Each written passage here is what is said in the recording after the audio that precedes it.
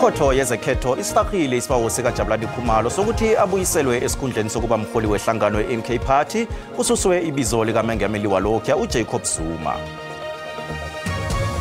This patient passed away late on Monday this week, Monday the 10th of June in Tembisa Hospital.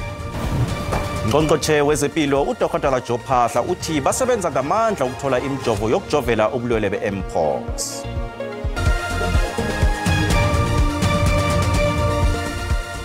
Kwaba kuhle ukuhlanganiswa zindaba godu ku SABC1 ngesindebele lotshani. Ngqongqoshe wezempilo uDr Joe Phaahla uthi munye umuntu obulewe yi-Mpox eSouth Africa pha. Dr Phaahla uthi zihlanu izehlakalo zabantu abane-monkeypox ezibikiweko elizweni leli. Ezintathu zibike KwaZulu-Natal, ezimbili eGauteng. uPhaahla ubawe abantu bona behlise amaphaphu uthi benza konke okusemandleni ukuthola imijovo. uPhaahla utsho lokhu nabe kakhuluma nembikindaba ePitori ngokuqubuka kwe-monkeypox. I-monkeypox ibulwele bubangelwa ingogwana eziveza izinlonda ezinamanzi esikhumbeni. Nanyana ingogwana le kungakavami bona ithelelana ukusuka komunye umuntu kuya komunye, ibulwele buqalelwe lukhulu ephasini lonke, kanti ibanga inlonda ezibuhlungu khulu. Ngokuya komnyango wezempilo abantu abaningi balulama ngokupheleleyo kodwa nabanye bagula khulu. Amasana nabantu benguba basidisi ngiba basengozini khulu. The death that occurred is amongst the two cases in Gauteng. This patient passed away late on Monday this week, Monday the 10th of June in Tembisa Hospital. All cases and all the patients are males aged between 30 and 39 years without any travel history to other countries which are experiencing outbreaks. So this then says to us that we do have local transmission. uPhaahla uthi i-monkeypox le ingahagala kwangokuthi umuntu ingambulala. Indaba eqeda ukuphela le ngiyo esibuze ngayo ekhasini lethu leFacebook. Asiqale umbono wakho mbukeli uyalandela.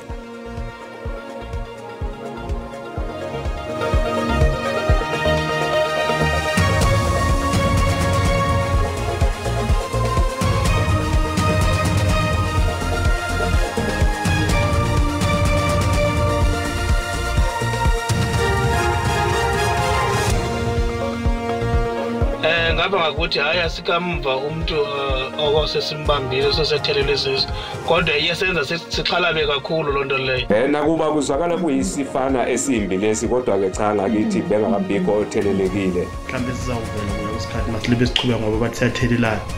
Nedi ukuthi kanjani asazi so mhlamba zasitshela kuya kusikhathi ukuthi ithelelana kanjani. Liphasa ngathi ke uhulumeni angazama umzamo ukuthi uma kuqhamuka isifo kokuzanya ukuthi kugonyelwe kuqala singakafiki leso sifo sesibulala abantu. Thina cha enzaweni yangakithi yasembombela nemaphethele kusede lokuvakele manasi isifo.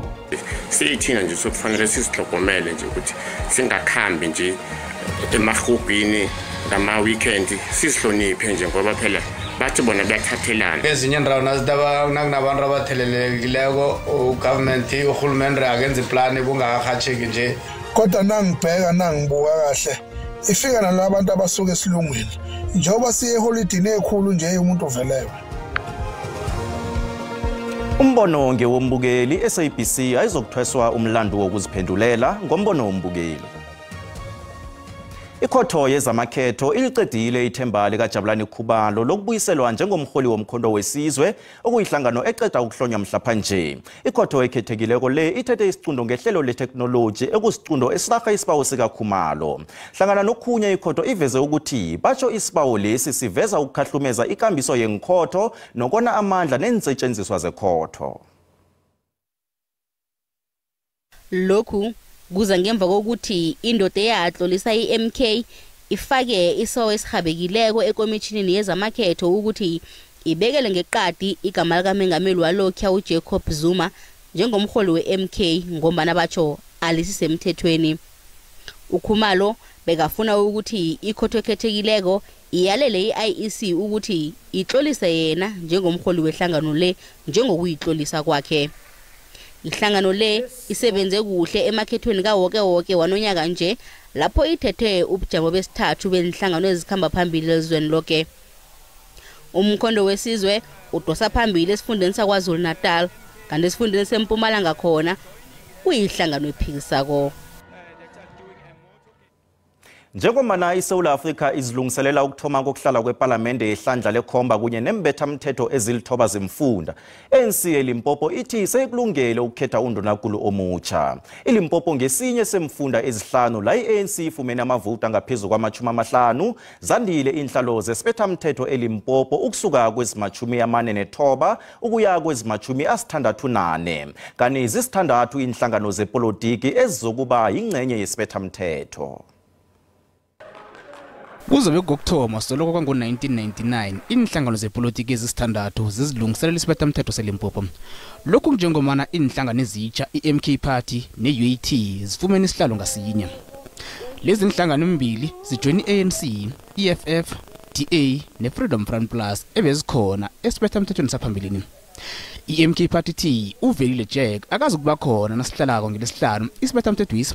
Ihlangano le ikholektheni iEC akhange icheje ubufakazi ebabulethe ngaphambili bokungabalwa kwamavoti kuhle kubunzinzolwazi. But in Limpopo we started to be active somewhere around the end of February. Our structures were established around February, March, but we were able to mobilize the whole of Limpopo to get one seat. iANC inenhlalo ezima-48 kwezima-64 kanti ithi sekulungele ukwethula bongikhethani besikhundla sikaSpeaker nondunankulu. Kodwa inhlangano le eLimpopo ipha izongo batsho ukuthi isekela likasihlalo esifundeni uFlorence Ratsilani, ilunga lekomiti ephezulu uThembi Nkadimeng, uDokotela uPhophi Ramathuba, uBasikopo Makamu noNakedi Sibandakekana bahlungela isikhundla sikandunankulu.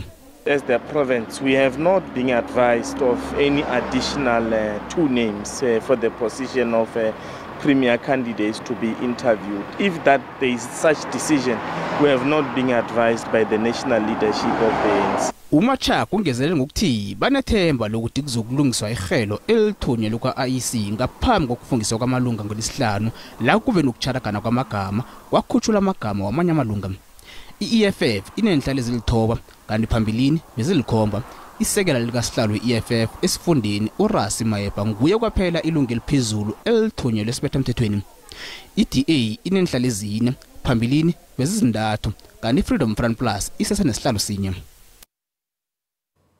Indawo iOthangathi esahlelwe ezingikhukhula iveke epheleleko ehlagwini yeDurban KwaZulu-Natal imenyezele njengevelelwe ihlekelele. Izulweli libulele abantu abali-12 kanti inkulungwana zisele zinganabuyo. Ungqongqotjhe wezokubusa ngokuhlanganyela uThembi Nkadimeng uthi lokhu kuzokusiza isifundisi bona sifumane isizo elihabileko. Kuzokuthatha isikhathi eside bona impilo iwele ebujameni othongathi. Imndeni ibethekile ngezulu ebelikhamba nengikhukhula elibulela abantu abali-12.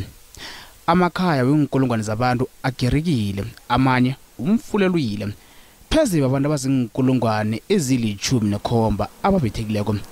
Izakhamuzi zithi indawo ithineke khulu emagwaveni ayikakulungile ukuthi abantu bangahlala kiyo. Uhulumende uthembise ukubakhela izindlu ezitsha ababethekileko kanti isizo basalifumana.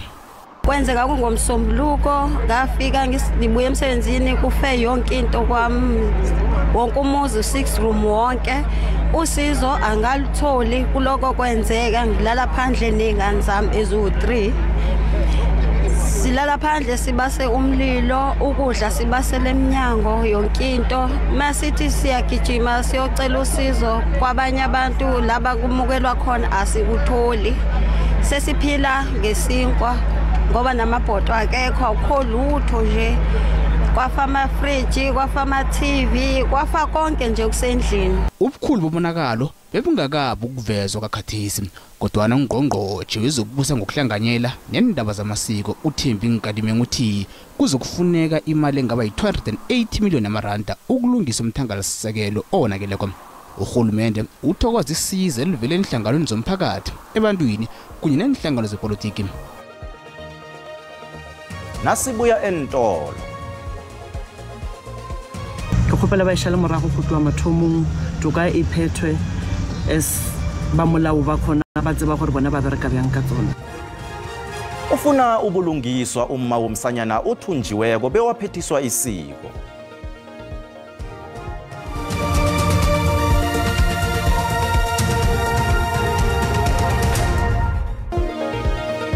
esigabeni sesibili sendaba kazindaba ezizi yafumaneka ku YouTube, SABC Plus na ku Facebook. Umengameli weMalawi uLazarus Chakwera umemezele amalanga ama-21 bona asetshenziswele ukuzilela isekela lakhe elibhubhileko. Dr. Saulos Chilima, uChilima nabanye abakhweli abalithoba babhubhele engozini yokuphahlazeka kwesiphaphamtjhini esivele sacimela lapha kucalwa khona imikhambo yemphaphamtjhini. Abaholi abangesingini esinge-Afrika engesewula beSADC bathumele amezwi wokuchiriya elizweni leMalawi. Isidumbu sesekela likaMengameli weMalawi elibhubhileko uDr. Saulos Chilima selesifikile edrobheni lelizwela elilongwe. Kanti njenganje kwenziwa amalungiselelo wokubulunga kukaChilima kunye nabanye ababhubhele engozini yesiphaphamtjhini le. Umengameli weMalawi uLazarus Chakwera uhlathulule isekela lakhe lingasekho njengomuntu obekathanda ilizwe lakhe anesithunzi kanti uhlathulule ukubhubha kwakhe njengehlekelele evelele elizweni.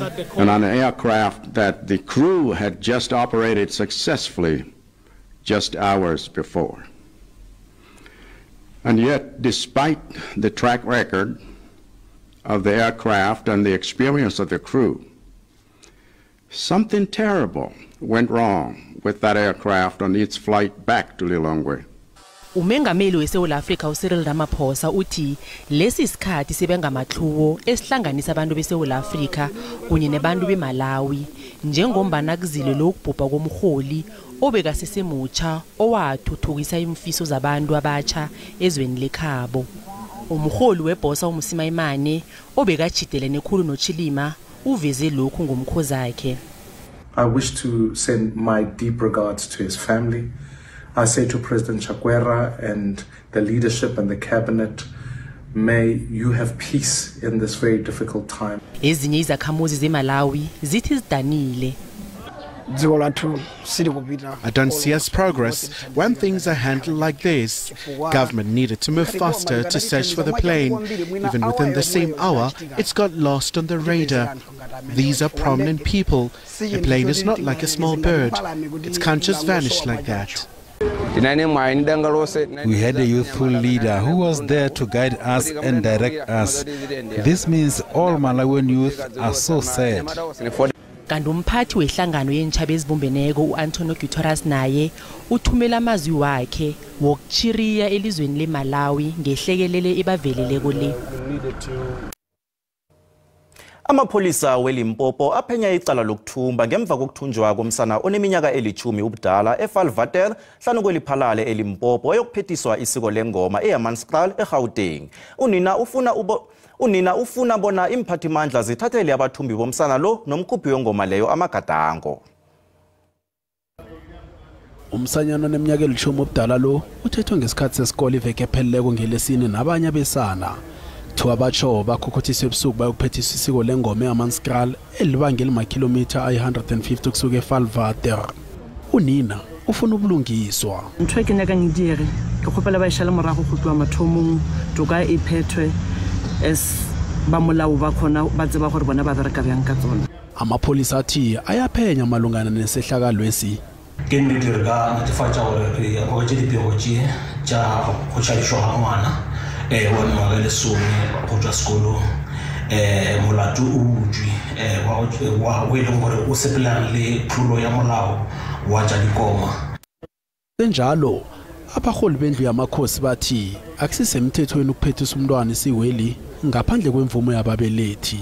Pele ga ge mongakoma a ka amogela ngwana mo komeng o tshwanetse o be a humane consent form gore botumello e ngwadilweng e saenetswe ke motswadi gore o dumella ngwana wa gagwe go ya go tsena komeng. Amalunga omphakathi athi abiki izehlakalo ezimbalwa zabantwana abathathwa bayokuselwa ngekani endaweni le kodwana abakhandelwa amapholisa weValvater kodwana bahlalele evalweni ngombana kungenzeka badzwebule nabanye abantwana nakhiba babotshwa msinya. Akwande Busayi linjani ilothe namhlanje njengombana sesimbethe injasi ezikhulu kangaka? Akwande bongo wenza kuhle khona ungazophatha umgomani vele abantu abambathe bafuthumele ngoba kusesemakhaya khona noma asele abuya nganeno nje asalisa sicela ubujamo bezulu ngokunabileyo.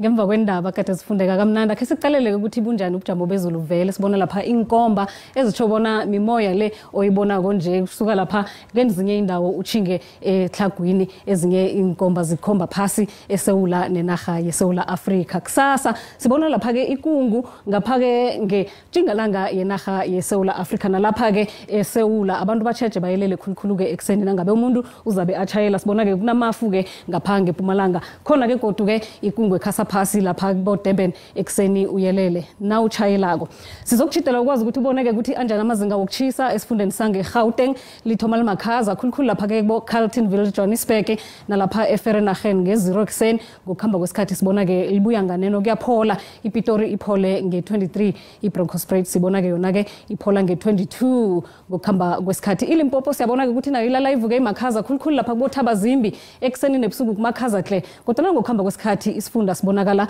sifuthumala kulapha ePhulukwane libuya nganeno lithi ukuphola ke nge22 iPhalaburwa i26 degrees lapha ke ePumalanga siyabona ke ukuthi lipholile nalo ngokuhamba kwesikhathi noma kuzokuvuka kumakhaza ekseni lapha eStandard 10 nge4 iEmelo nge2 ekseni ngokuhamba kwesikhathi 20 sekunda nge0 ekseni ke ngokuhamba kwesikhathi kube yi22 sibona lapha kubo Middelburg bomhlanga libuya liphole ngokuhamba kwesikhathi bo 20 bo 22 esifundeni sangeMpumalanga siyokucalela lapha ke iKwaZulu Natal ibonakala ifuthumele lapha eRichards Bay nge25 ngemva kwamadina izakuthoma lapha phasi ngamazinga athi 16 ngokuhamba kwesikhathi ke nalapha eKokstad kubonakala kusesemakhaza nangemva kwamadina nge19 uzakuthoma limakhaza khulu ekseni nge3 degrees Celsius kuthi ke ezinye indawo kubuye nganeno lapha eLundi nge23 kupholile sibona lapha ke iPumalanga Kapa ithoma imakhaza nayo ngokuhamba kwesikhathi libuye nganeno kubogqebeha nge21 lapha eMthatha nge20 nokho ke ezinye indawo ezifana naboMakhanda sibona kusa sesemakhaza ke nangemva kwamadina khulukhulu ke eMalitswayi nge16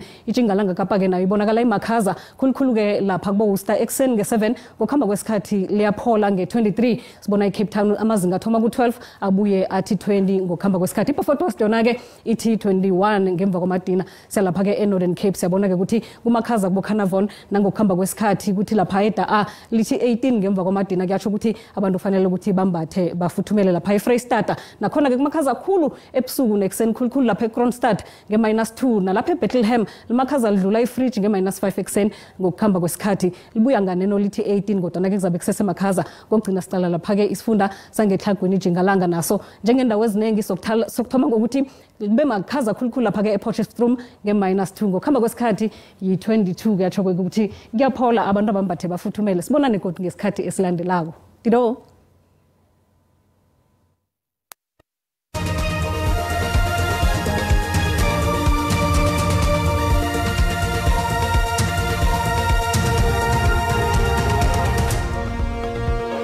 Siphelela lapha indaba esinhlangasele zona njengetafula lendaba zesindebele kani bakhona abalingani bethu bamaswati kusasa ukhobongile